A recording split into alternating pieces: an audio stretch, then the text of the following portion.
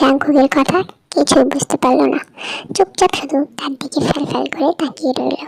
Jungkook গভীর দৃষ্টিতে দেখে দেখল। তারপরে তে জাঙ্কুককে দুধ এবং ওষুধটা খাইয়ে সেখান থেকে বেরিয়ে আসলো। ভাইয়া, তুমি যে কি বলো না, আমি কিছুই বুঝি না। কখনো এমন কথা বলো যেটা আমি বুঝতে পারি। আচ্ছা জিমিন, কখন থেকে তো হুদাই বসে আছি, কিছু বলো। নাহলে বসে কেন আছি আমরা, বুঝলাম না।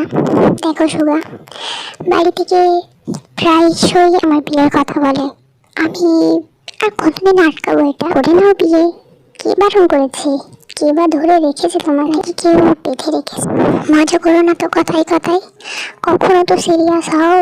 আমার ভাইয়ার আগে আমাকে বিয়ে দেবে, তারপর নাকি আমার ভাইয়া বিয়ে করবে? এটা কেমন কথা বলো? আমি মাত্র 16 বছরের, তো বিয়ে করে নাও। বিয়ের পরে অনেক মজা হয়, বিয়ের পরে সবাই কত খুশি থাকে। তুমি তো বোঝো তাই না? তুমি তো এতটাও ছোট না, তাহলে বিয়ে করছো না কেন? করে নাও। সুগা, মজা করো না, আমি কিন্তু মজার মুডে নেই। তো মজা কে করছে? আমি তো মজা করছি না, আমি সিরিয়াস। ঠিক আছে, তাহলে বিয়ে করে নি। সর এখান থেকে। বসে আছি কেন আমি এখানে? আরে দাঁড়াও দাঁড়াও আমার যুবতী সুন্দরী, তুমি আমার, শুধু আমার। তাই অন্যদিকে মুখ বা মন কোনটা ঘোরানোর চেষ্টা করো। তুমি চাইলেও আমার, না চাইলেও আমার। কথাটা এই ছোট্ট মাথায় ঢুকিয়ে নাও, ঠিক আছে? তাদেরকে দেখে সেখান থেকে চলে আসছিল। সিঁড়িতে কিছুটা নামতেই শুকাইকে উঠতে দেখে সে পিছনে আবার দৌড় দেয় এবং সে হাঁপাতে হাঁপাতে বলে, আপু আপু চল, শুকায় আপু, শুকায় আসছে, পরে জোড়াজোড়ি করিস, চল চল। জিমিন সুগাকে ছেড়ে দেয় এবং দ্রুত ওর সঙ্গে নিচে নামতে থাকে। নামতে নামতেই সুগারের সঙ্গে দেখা। এই কি ব্যাপার তোদের, এরকম হুড়মুড়িয়ে নামছিস কেন? খাওয়া দাওয়া করেছিস? কখন থেকে খুঁজছি, তোদের খাওয়ার টেবিলেও পেলাম না। আচ্ছা ঠিক আছে, তুই উপরে যা, আমরা খেয়েছি, ভাইয়াকে ওষুধ দিতে গিয়েছিলাম। So good night bye. তেরা আবার কিছুদিন নামতেই জিহাবের সঙ্গে দেখা। কি ব্যাপার তোদের দুই বোনের, এখন এত রাতে তোর উপরে কি করছিলিস? ভাইয়াকে ওষুধ দিতে গিয়েছিলাম ভাইয়া, এখন যাই, খুব ঘুম পাচ্ছে, একদম দাঁড়িয়ে থাকতে পারছি না। তারা নিচে চলে আসে। তাদের আজকে রাতে থাকার জন্য জায়গা হয় দোতলার লাস্ট রুমে, কারণ বিয়ে বাড়ি অনেক হইচই, অনেক মানুষজন, সবাইকে জায়গা দিতে দিতে লাস্ট পড়ে যায় জিমিন এবং তে। ওই কোণার রুমটাই শুধুমাত্র গিফট আর গিফট, মানে রোজের বিয়েতে যত গিফট হয়েছে সব ওই রুমে। কোনোভাবে তার ফুফি জিন খাটটা একটু ফাঁকা করে, একটু মানে পুরোটাই ফাঁকা করে। তারপরে সেখানে জিন এবং তে কোনোভাবে জড়াজড়ি করে লেপটে লেপটি করে শুয়ে থাকে। পরে রাত তো পার হওয়ারই মতো প্রায় শেষে, কিন্তু জিমিনের ঘুম আসছে না। কি করে আসবে, এত মশা, তার মধ্যে সে মুড়ি দিয়েও ঘুমাতে পারে না। তে তো দিব্যি মুড়ি দিয়ে ঘুমিয়ে আছে। জিমিন ঘুমাতে পারে না, সে উঠে পড়ে এবং পাশের রুমে লিসাদের কাছে গিয়ে ঘুমিয়ে পড়ে। এভাবেই রাতটা পার হয়ে যায়। পরের দিন খুব ভোরে জিন জাঙ্কুককে ফোন দেয়। কোনো কারণবশত জাঙ্কুককে নিচে আসতে হয় এবং জাঙ্কুক দরকারটা মিটিয়ে ঘুমের ঘোরে সোজা যায় দোতলার কোণার রুমে।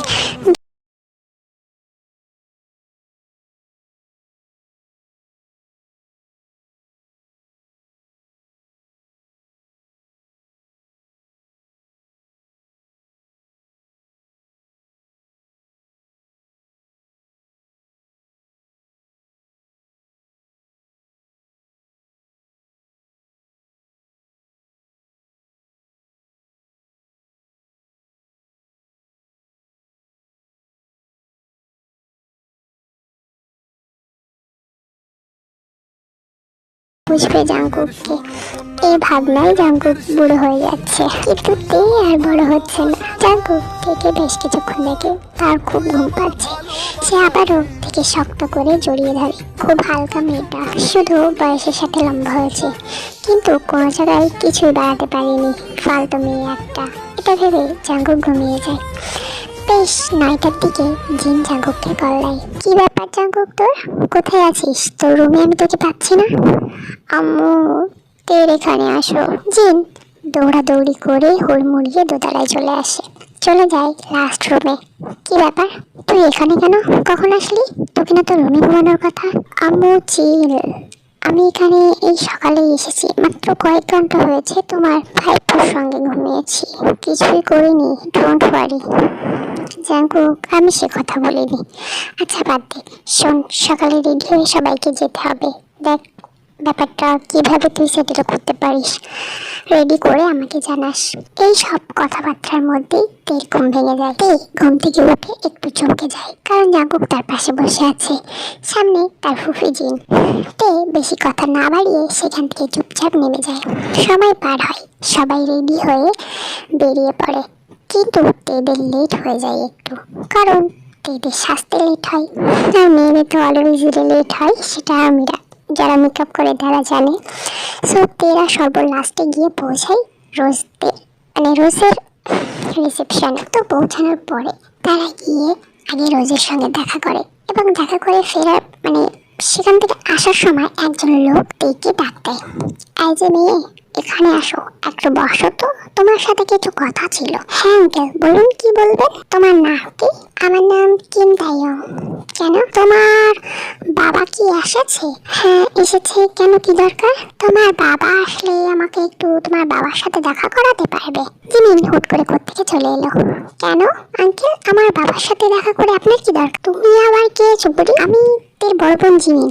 কেন, আমাদের বাবাকে কি দরকার? দরকার আছে, সেটা তো তোমাকে বলা যাবে না ছেমরি। আরে বাবা, আমাদের কাজিনের আব্বুকে দরকার আর আমাদেরকে বলা যাবে না? এটা কি করে হয় আঙ্কেল? আমি আয়ু আর আমি লিসা। ওরে বাবা, সব সুন্দরী দেহি তোমাদের বাড়িতেই। রোজেতে, জিমিন, লিসা, আয়ু, বিশ্ব সুন্দরী সব এক গোষ্ঠীতে। ওই জন্যই দেখি আমার নাতনিদের জন্য নাতবউ খুঁজে পাই না। জাঙ্কুকরা দূর থেকে এটা ফলো করে এবং কাছে এসে বলে তাদেরকে খেতে যেতে। কি ব্যাপার বলুন তো আঙ্কেল, এত কিসের কথা নাতনি বয়সী মেয়েদের সাথে? আরে বেডা, দেখো না ওই সুগ্রীগুলো কত সুন্দর। ওই যে দুই সুগ্রী, তে, জিমিন, আমার দুই নাতিকে দেখো কি সুন্দর। ওই দুই নাতির সঙ্গে বেয়া দেব, ওই জন্যই ওর বাপের নামটা জিগাইতেছে। ও আচ্ছা, আর আর ওই দুই সুগ্রী আমার হাতে ছেলে আছে, ভালো দেখে বিয়ে দিয়ে দেব, সমস্যা নেই। কিন্তু আপনাকে জানিয়ে রাখা ভালো, তে আর জিমিনের বিয়ে হয়ে গেছে, আর দুটো ঠিক হয়ে আছে, এঙ্গেজমেন্ট হয়ে আছে। সো ওদের দিকে নজর দেওয়ার কোনো দরকার নেই। আপনি আরামসে নিশ্চিন্তে আপনাদের অন্য জায়গায় মেয়ে খুঁজতে পারেন। তো আজকে আসি। তেরা গিয়ে খেতে বসে এবং জাঙ্কুকরাও পিছন পিছন সেখানে যায়, কারণ জাঙ্কুকের আর মানুষকে দিয়ে বিশ্বাস নেই। কিন্তু এরই মধ্যে একটা ছেলে তের পিছু করেছে। হ্যাঁ, সেই ছেলেটা তেরই পিছু করেছে, ওই রোকা পটকা মেয়েটার পিছু করেছে। জাঙ্কুক রেগে সার, এই পাতলা মেয়েটাকে কেউ কেন পছন্দ করে জাঙ্কুক ভেবে পায় না। তার জিনিসে কেন সবার নজর, সে অবাক। হ্যাঁ, সে মায়াবতী, সত্যি মায়াবতী। তাই বলে তার মায়াবতীকে সবাইকে দেখতে হবে এমনটা তো কথা ছিল না। জাঙ্কুক গিয়ে তের খাওয়ার টেবিলে একটু পিছনে দাঁড়ায়, সাথে সুগা আরও তাদের কিছু ফ্রেন্ড আছে। তার মধ্যে তো জাঙ্কুকের একটা ফ্রেন্ড আছেই অলরেডি, তের প্রতি ফিদা। তেরা খাওয়া শেষ করে এবং চুপচাপ সেখান থেকে চলে আসে। জাঙ্কুকরাও বেরিয়ে আসে। পাশে একটা ঘোড়ার ছোট্ট খাটো পার্কে সবাই সবার মতো সেলফি তুলছে, ফটো তুলছে সুগা জিমিনের সঙ্গে। সবাই সবার মতো ঘোরাঘুরি করছে, কিন্তু জাঙ্কুকের হাত ধরে হাঁটতে হাঁটতে একটু দূরে চলে আসে। আচ্ছা তে, ওই ছেলেটা বাবা তোকে কি বলছিল বলতো? একটু বলছিল আমার নাম কি, বাড়ি কোথায়, এইসবই। তুই কি বলেছিস?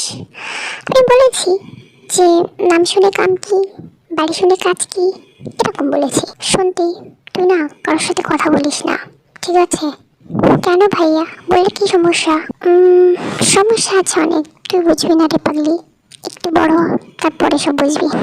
উফ ভাইয়া, আমি বড় হয়ে গেছি। তুমি সবসময় কেন বলো আমাকে বড় হতে? আমি বুঝি না, আমি তো বড়ই আছি। 13 বছরের মেয়ে আমি একটা, আমার মা তো বলে ঠাংরি। তাহলে তুমি কেন বলো আমি ছোট?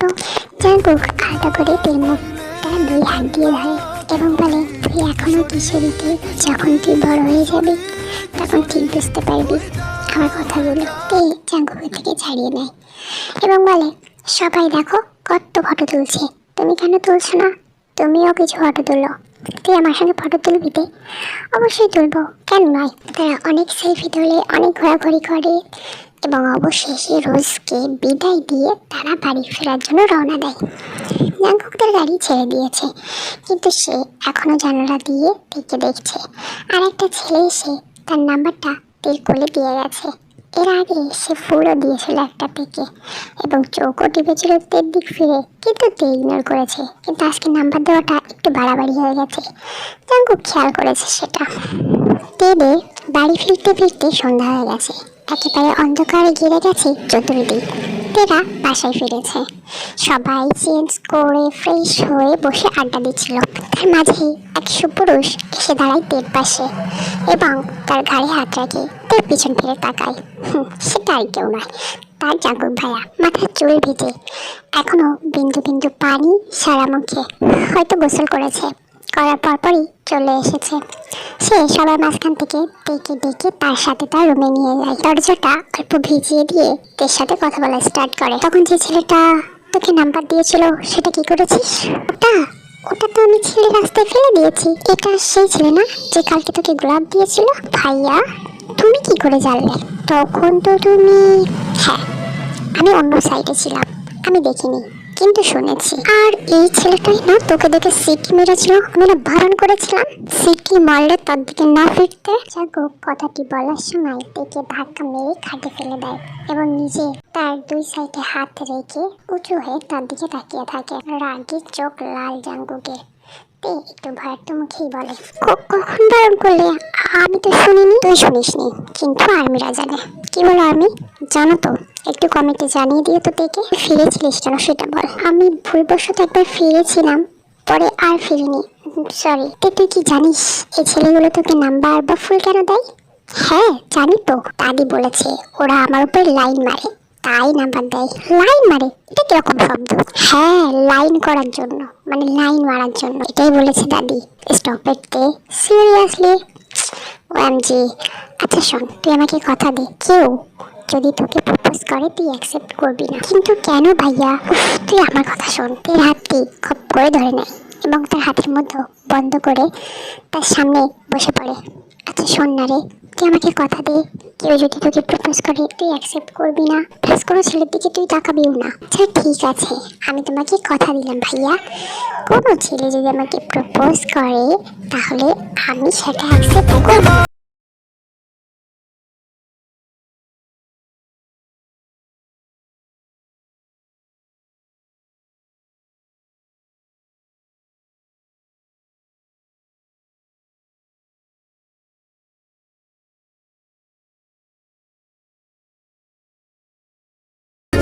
হাল করে জাঙ্কুককে গলা জড়িয়ে নিচে নেমে আসে এবং সবার মাঝে বসে আবারও আড্ডায় মশগুল হয়।